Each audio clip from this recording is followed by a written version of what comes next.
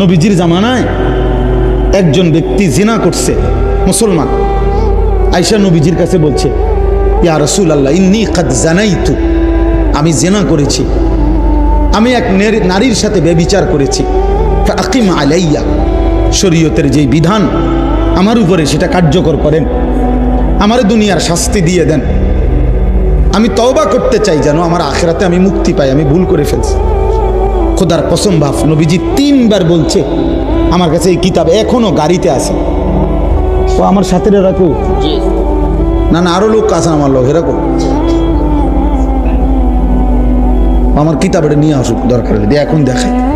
আল্লাহ নবী সাল্লাল্লাহু আলাইহি সাল্লাম বলছেন যে 3 বার বলছে, এই ভাই নবী 3 বার বলছে ওই লোকের, আবিকা জুনুন, আবিকা জুনুন, আরে তুমি পাগল নাকি, তুমি কি কও, মুসলমান জিনা করে কেন?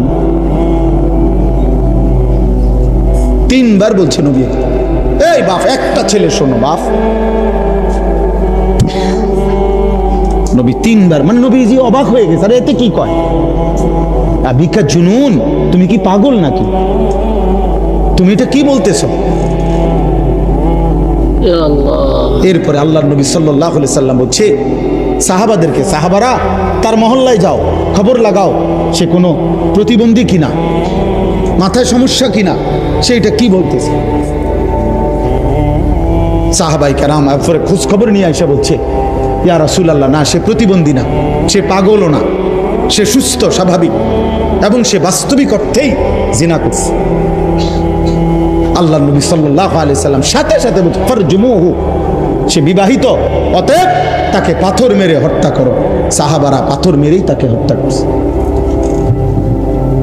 প্রকাশ্য দিবালোকে পাথর মেরে হত্যা করছে। আজ যদি ইসলামী হুকুমত থাকতো, আজ যদি মুসলিম খলিফা থাকতো, তো কি হতো? বলো যুবক, বলো নওজোয়ান, দিন নাই রাত নাই, কে তোমার মা, কে তোমার বাবা, কে তোমার আল্লাহ, কে তোমার নবী, কিছুই জানো না। জীবন মানে মোবাইল, জীবন মানে নারী, ছবি, জিনা, ব্যভিচারের দৃশ্য। কোন নারী দেখো, সে তো কারো বোন, সে তো কারো মা, সে তো কারো স্ত্রী,